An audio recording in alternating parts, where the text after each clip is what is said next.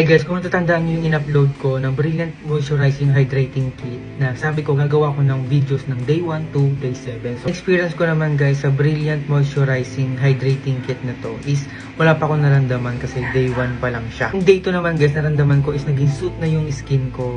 Parang naging maaliwalas na siya kahit papaano. Ang nagustuhan ko dito guys sa product na to is hindi siya mahapdi sa mukha. So, super mild lang talaga niya. Yung day 3 naman guys, ang naramdaman ko sa product na to is parang nafe-feel ko na sobrang lambot na ng pisngi ko or yung balat ko. Yung day 4 naman is same lang siya ng day 3 ko kasi habang tumatagal yung paglagay ko ng product is parang lumalambot yung balat ko sa mukha. Partida guys, kapag tapos ko mag-skincare, lumalabas pa ako sa tirik na araw at nagbabalibol ako and wala na akong naramdaman na hapdi sa mukha talaga or naiirita. Kapag naarawan ka parang sobrang hapdi pero wala akong naramdaman na ganun. Yung day 5 naman guys, ang naramdaman ko sa product na to is parang napapansin ko hindi na siya nag-oily yung mukha ko. Hindi tulad ng nakaraan na araw na hindi pa ako gumagamit nito is parang sobrang oily talaga niya.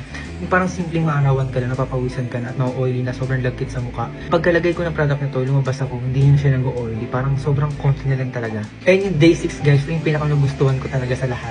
Kaya naglalaro ko ng volleyball sa labas ng bahay namin. Na sobrang tirik talaga, sobrang init ng singaw ng hangin. Hindi talaga nahuhulas yung mukha ko, hindi ako nagmumukhang pagod. Ang naramdaman ko dito guys, hindi siya nag-over-oily talaga siya.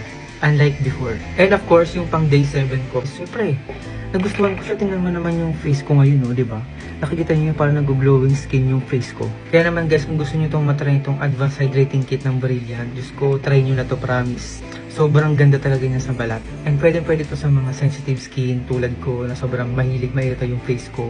Pero yung paglagay ko nito guys, wala talaga ako naramdaman. Siyempre, ang pinaka best effect na nagustuhan ko dito sa Brilliant Moisturizing Hydrating Kit na to is siyempre, di ba, kuminis yung face ko. Hindi tulad ng dati, sobrang hulas ko. Ngayon, medyo umaliwalas na siya kahit papaano. Lalo na pa naglalagay ako ng sunscreen guys. Parang feel ko, sobrang fresh ko talaga.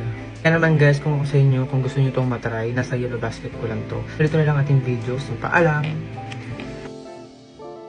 Guys, no, hindi naman natin na bumili pa ako ng dalawa, no? Tingnan nyo, para pag naubos to, meron ng ulit reserva. Oh,